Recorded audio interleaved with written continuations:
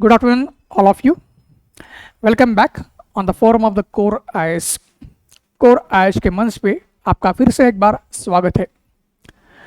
My friends, the mains is approaching very fast, and since we know that UPSC is very unpredictable, so definitely nowadays UPSC is changing the pattern very fast. It is not allowing anyone to have any kind of predictability. It is not allowing anyone to settle in his or her own comfort zone. UPSC किसी को भी अपने comfort zone में settle होने का मौका नहीं दे रही है. So now today in the very context considering the approach of the UPSC, we will look into one such incidence as a part of modern India and Indian national movement on which the question is expected. UPSC जिस हिसाब से जा रही है, तो आज हम ऐसा एक इंसिडेंस देखने वाले हैं या ऐसा एक वाकया देखेंगे कि जिसके ऊपर यूपीएससी क्वेश्चन पूछ सकती है, पूछने की संभावना बहुत ज़्यादा है. क्यों? क्योंकि ये जो इंसिडेंस है वो हाल में न्यूज़ में भी था. इंडिया और जापान का जो कोऑपरेशन बढ़ रहा है, जो हम आईआर में पढ़ते हैं, और जिसके लिए इंडिया और जापान के अपने खुद के हित भी है and the very common interest which collude against the China and a very Chinese threat that have also brought Japan and India very closer. तो ये जापान एंड इंडिया अपने खुद के हित और दोनों के हित जो चाइना के खिलाफ जा रहे हैं, उसके लिए जो जापान और इंडिया का कोऑपरेशन बढ़ रहा है, उसी में या उसी के पर्सपेक्टिव में आपको देखना पड़ेगा, उसी परिप्रेक्ष्य में देखना है कि जो Indian national movement, India and Japan का जो कोऑपरेशन देखा गया था, Subhash Chandra Bose and his INA, Azad Hind Fauj or Indian National Army, and a Japanese army, both of them had collaborated during the Second World War. द्वितीय महायुद्ध के दौरान सुभाष चंद्र बोस, उनकी आज़ाद हिंद फौज और जापान की जो अपनी आर्मी थी, दोनों एक साथ आए थे और एक मिलके उन्होंने British government and British army को south east Asia and Asia के अलग अलग पार्ट्स में हराया था. And then basically the Japanese army as well as Indian national army, they were on the gates of Myanmar as well as the north east. So when the Indian national army and the Japanese army, now they were about to take the north east, and we know the operations in Manipur and Kohima which ultimately ended into failure. That is a different aspect. कि जो Kohima, that is Nagaland, और मणिपुर और इम्फाल, यहाँ पे जो operations हुए थे, बाद में अनफॉर्चुनेटली वो फेल हो गए थे. बट ये जो अभी कोलैबोरेशन था, उसमें हम क्या देखेंगे कि सबसे पहले अगर अंग्रेज़ों से भारत के किसी हिस्से को छुड़ाया गया था, if any particular part of India was freed from the clutches of the British, that was Andaman and Nicobar Island. So we will see here that as a part of collaboration and as a part of combined Indo-Japanese collaboration, we will see that on 23rd March 1942, Japanese forces within 3 to 4 hours, they were able to drive out the British from Andaman and Nicobar Islands. सो 23 मार्च 1942 को Japan ने 3 या 4 घंटे के अंदर अंग्रेज़ों को अंडमान निकोबार से भगा दिया था, और जिसमें आज़ाद हिंद फौज का कंट्रीब्यूशन बहुत ही काबिल तारीफ़ मान सकते हो उसको. ये चीज़ ध्यान में रखनी है. और सिर्फ काबिल तारीफ़ नहीं, सुभाष चंद्र बोस और उनकी आज़ाद हिंद फौज की तरफ से फिर जापानीज़ आर्मी को कन्विंस किया गया था कि अंडमान निकोबार हमारे हाथ में दीजिए, मतलब इंडियन नेशनल आर्मी के हाथ में दीजिए. और फिर सुभाष चंद्र बोस, उन्होंने आपका 30 दिसंबर 1943 को उसी अंडमान निकोबार आइलैंड्स में भारत का तिरंगा लहराया था. और जाहिर सी बात है, जैसे मैंने बताया, it was the first ever territory of India to get freedom from the British. और फिर इसी अंडमान एंड निकोबार जो हमारे द्वीप है, उनका नाम चेंज किया गया था, शहीद एंड स्वराज. अंडमान का नाम शहीद हो गया, निकोबार का नाम स्वराज हो गया.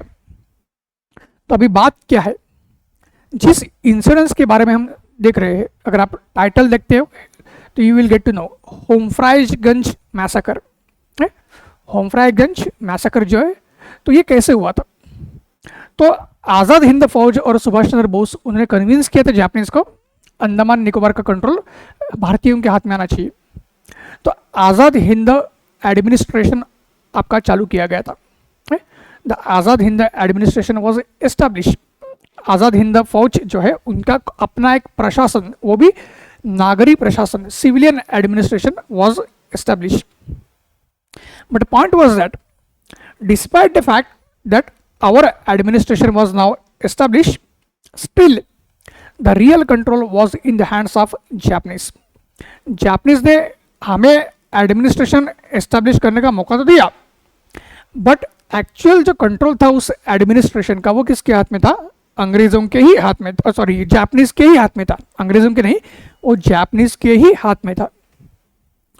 और जब ये कंट्रोल जापानीज के हाथ में आ गया और वो 1942 से लेकर 1945 लगभग 2.5 साल कंट्रोल रहा था, तो उस 2.5 साल में हम इतने अत्याचार देखेंगे भारत के लोगों के ऊपर जो जापान के आर्मी ने किए थे।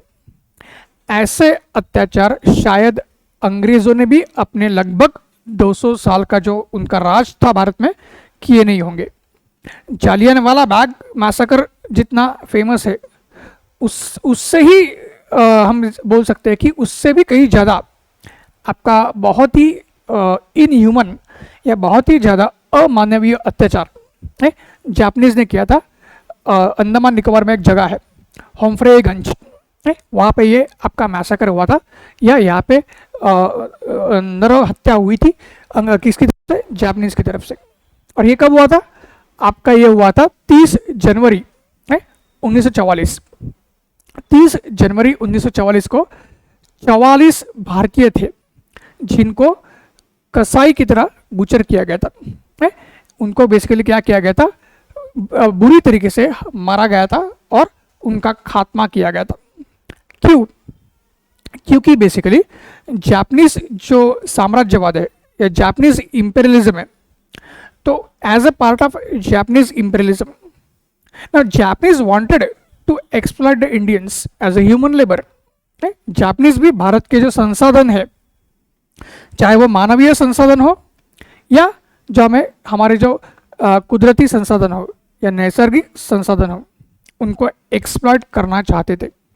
और इसी बदौलत हम देखेंगे कि बेसिकली वो इंडियंस के ऊपर शक करते थे। एंड उनका जो मैसेकर किया गया था वो इसलिए किया गया था कि उनको शक था कि जो अंडमान निकोबार में भारतीय रहते थे वो कहीं ना कहीं अंग्रेज़ों के लिए जासूसी कर रहे या स्पाईगिरी कर रहे। They were basically suspected of spying for the British as far as the Indians were concerned, and that's why on 30th January 1944 44 innocent Indians were massacred by the Japanese। ये पॉइंट ध्यान में रखना है।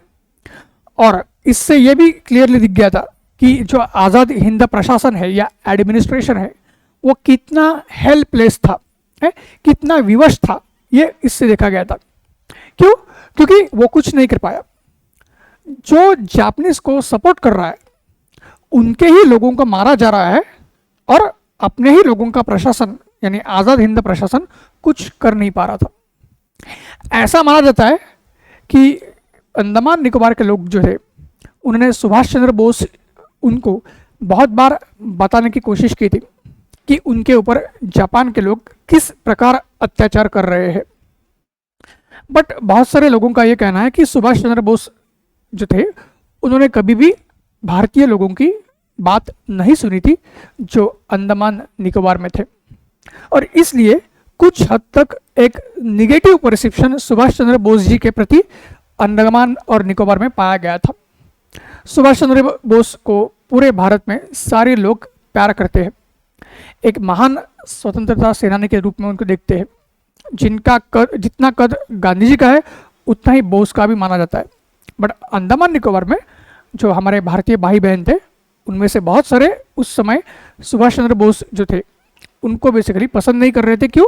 उनको कहीं ना कहीं ऐसा लग रहा था कि उनकी बात सुभाष चंद्र बोस जी ने सुनी नहीं थी। ये पॉइंट ध्यान में रखना है। और इसलिए क्या है, बात हमें ये ध्यान में रखनी है कि सुभाष चंद्र बोस जी के मायने में ऐसा हुआ था कि उनकी तरफ बात पहुंच ही नहीं रही थी। ऐसा बिल्कुल भी नहीं था कि वो भारतीयों की बात सुनना नहीं चाहते थे।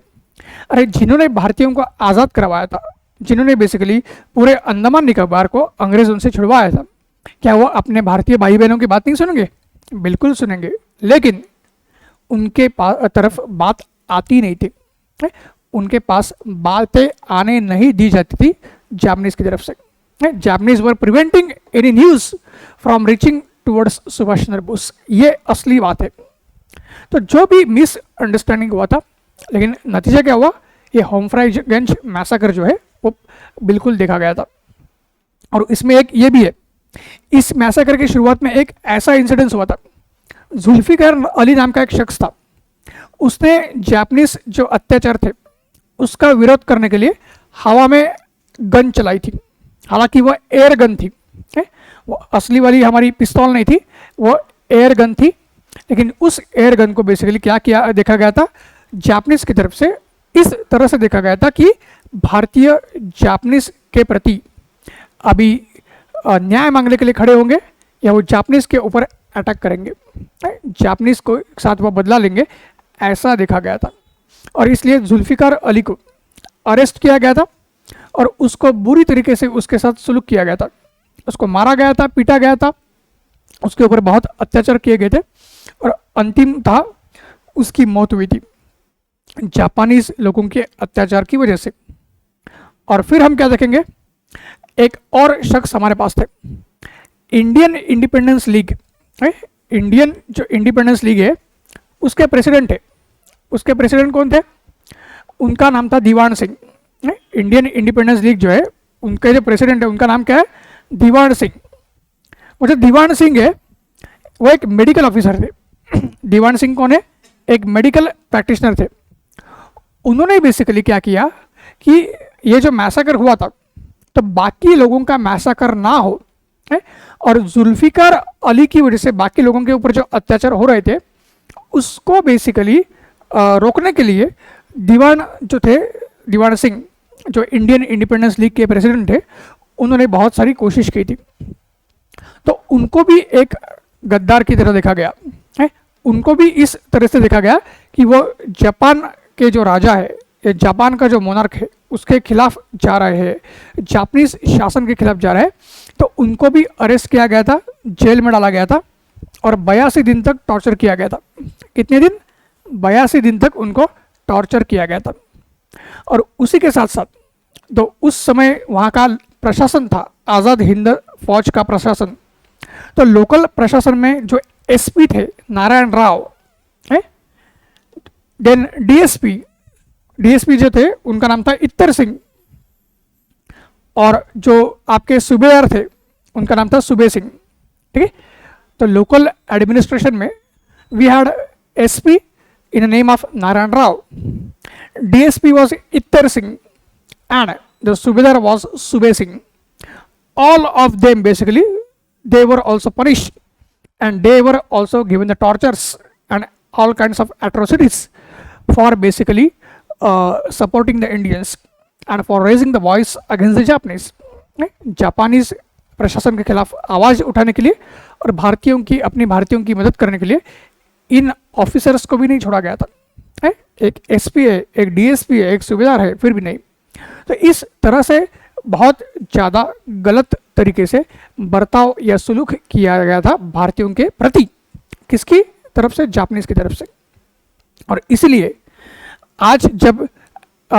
आज की तारीख में 21वीं सदी में जब भारत और जापान एक साथ आ रहे हैं तो ज़रूर जो आज के समय की मांग है उसी हिसाब से भारत और जापान को एक साथ जाना ज़रूरी है। ठीक है, और साथ ही साथ क्या है, उनको जो चाइना का जो थ्रेट है उसको भी टैकल करना है। लेकिन हमें ये भी नहीं भूलना चाहिए कि जापानीज का हमारे प्रति बर्ताव कैसा था, और उसी हिसाब से हमारी जो विदेश नीति है या फॉरेन पॉलिसी है वो हमें बहुत ही कॉशियस होके या बहुत ही हमारी क्या होके एक फुक के जो हमें कदम उठाना है वो उठा के ही जाना पड़ेगा। क्योंकि जब साम्राज्यवाद की बात आती है तो कोई किसी का नहीं होता है, चाहे वो जापान जैसा एशियन कंट्री हो या अंग्रेज़ों जैसा यूरोपियन जो आपका एक पावर हो। सारे लोगों ने एक ही तरह से बर्ताव किया था। इसलिए ये हुम्फ्रेगंज मैसेकर, इसके बारे में जानना ज़रूरी है। मेंस में भी इसके ऊपर क्वेश्चंस आएगा, क्योंकि करंट में या आईआर के हिसाब से इंडो जापानीज रिलेशंस बहुत ही ज़्यादा आपके अपस्विंग में है, ये अच्छी तरह से चल रहे हैं। तो इसके ऊपर हम क्वेश्चन एक्सपेक्ट कर रहे हैं। सो आज के वीडियो में हम यहीं पे स्टॉप होना चाहेंगे, यहीं पे रुकना चाहेंगे। अगेन मैं आशा करता हूँ और यकीन है मुझे कि आज का वीडियो पसंद आया होगा और एग्जाम में बहुत ही अच्छे तरीके से काम में आएगा। तो फिर और एक नए वीडियो के साथ मिलेंगे, तब तक धन्यवाद।